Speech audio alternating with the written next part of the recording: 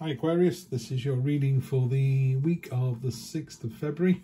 Going to jump straight in, cards are already out. So we have present position, present expectation, unexpected, short-term future next week, long-term future next 1 to 3 weeks, as long as you like really, but that's what I would say, next 1 to 3 weeks. And then I'll clarify with the Black Violet Tarot, the Cherry Blossom edition from Heidi Feltz. Love this deck.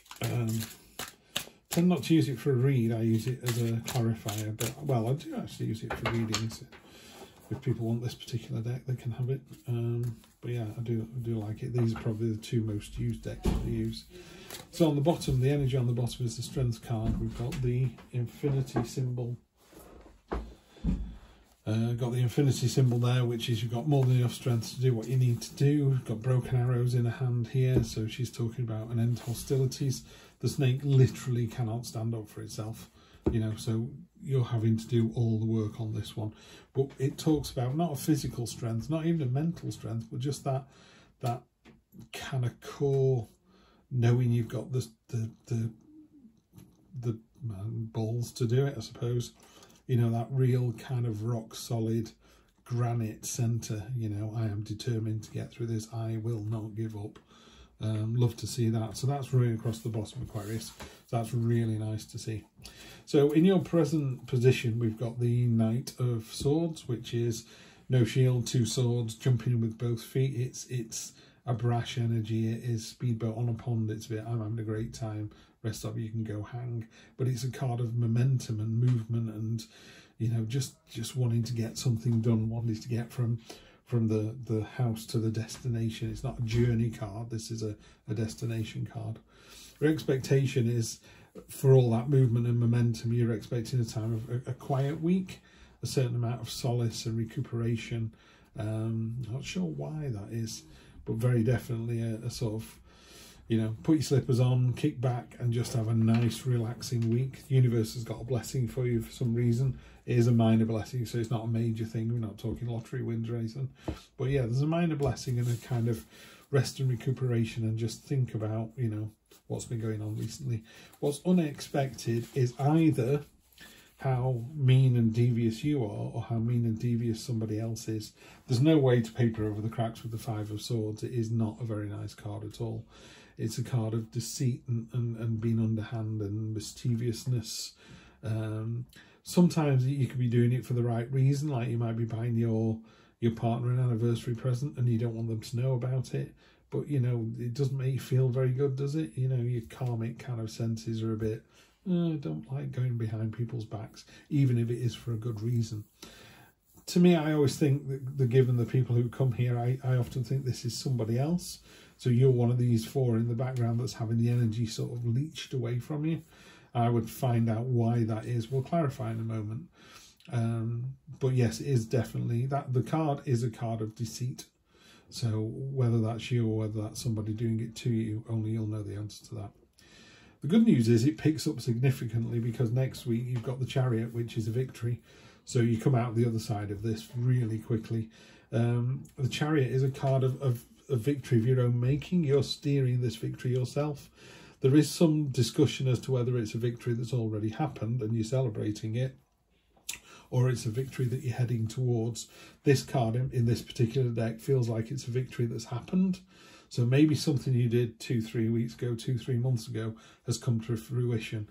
Somebody could have been being really underhanded and you were the decent person and you came out on top and it's a result. So maybe there's that. Like I said, we'll clarify in a moment. And then we've got the 5 of Wands here. You've got Gandalf's staff in the middle and everyone else is smashing against it. It's often seen as a card of learning, of training, of getting better. It can be sometimes seen as a love rival or a business rival coming in and just sort of crashing, you know, butting heads like 2 stags in mating season. You know, you're just butting heads against each other. You know you're right, they think they're right. Let's see what happens. But it's not a major issue. You know, you're standing strong and tall in there and they're breaking against, like I say, Gandalf's staff. So I wouldn't worry too much about that. I'm not seeing any kind of worn out energy or any, you know, 9 of Wands or anything like that. So let's see where we get to. We've got the 10 of Swords, very definitely the end of something. You'll know what that is better than I will, but absolutely the end of something. So your present situation is coming to an end. It's 10 swords in that person. They're not getting up. The sun will rise again. You know, there is hope always remains, and then we start on a new day. But is it the end of a job? Is it the end of a relationship? It could be something as simple as, you know, I often talk about this, but somebody's on nights and you go, this relationship isn't working. You need to come off nights because we never see each other. And they go, but I get so much more money when I'm on nights. That's the conversation you need to have. Is it the end of the money, or is it the end of nights, or is, as in working nights, or is it the end of the relationship? But one of those three is definitely true. It's the end of something completely. And it's not ending a chapter. It's not one of those sort of minor changes. It's getting to the end of all 7 Harry Potter books. It's like, it's done, it's over. Yeah, you can read them again, but the spoilers, you know, no spoilers in this, but you won't ever get that surprise again of reading it the very first time. You've read it, you've loved it, you've come to an end. King of Wands, had this for, who do we have last? Libra. Had this for Libra a minute ago. King of Wands is inspiring, commanding, is a leadership kind of, it leads by example. It's really confident energy. It's striding into a room, not being big-headed, you know, just walking into a room and going, yeah, I've got this. The lion is a symbol of strength. It's very fiery energy. It's very, it's not subtle. It's not underhand. It's big and bold and ballsy kind of energy. Love that. Quick success coming in, so that's going to be the surprise. I do get the feeling somebody's done the dirty here. Someone's tried to be deceitful, and you very quickly find out what it is, and you very quickly resolve it, and you end up with this success. Yeah, you do. And then complete order and control. And yeah, someone's tried to maybe do something in a slightly more juvenile way, you know, and you've just used this sort of, this Emperor energy is the amalgamation of all 4 kings. You can imagine how powerful 4 kings would be if they were merged into one individual. It's like a super king, you know. That's what that energy is. As you can see, it's Aries energy, so you've got the ram, you've got that kind of thrusting control. It's about being very ordered and controlled, but in such a way that it benefits everybody. I often say, you know, the Emperor is the kind of person who everyone decides they want to go to the seaside for the day. And when they get there, they go, I haven't brought any money, I haven't brought any suntan lotion, I haven't brought any towels, I haven't bought a beach shelter. And he just pops the boot and goes, got it, got it, got it, got it. You're like, wow, you were really on the ball there. And you're like, yep, that's what I do.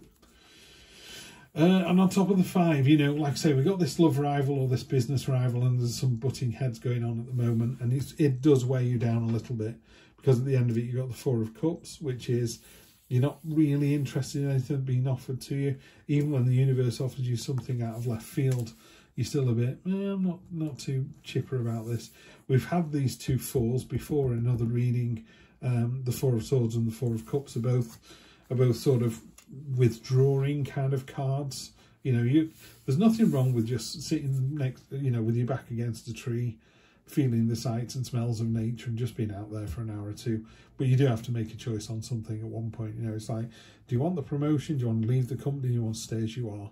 Or you could set up on your own. You know, it's that kind of thing. So the choice is here. There are no negatives. It's not like, what is it? Snog, marry, kill. It's not that. It literally is, you know, do you want to continue in the relationship with your significant other? Do you want to leave this significant other? Or do you want to change your working plans? And then this one is, do you want to emigrate? You know, it's a real huge difference. So look out for that. But maybe next week, you know, that is sat in the position for the next 1, 2, 3 weeks. So maybe next week you take the victory, you do the, you know, you destroy this person who's tried to be underhand and devious. So you don't destroy them, obviously, you destroy their plans with order and control and this kind of strength of will and this confidence and the strength that you've got here. And that is the end of something. And that just opens the door for these 2 cards here, which is this sort of slight banging heads energy, and also this, let me just go away and think about this. It's been a tough week. Let me just go away and think about this. And by tough, I don't mean a nasty week, but, you know, some weeks are a bit more impactful than others. I think that's yours. Anyway, have a good one, Aquarius. I'll see you next time. Take care.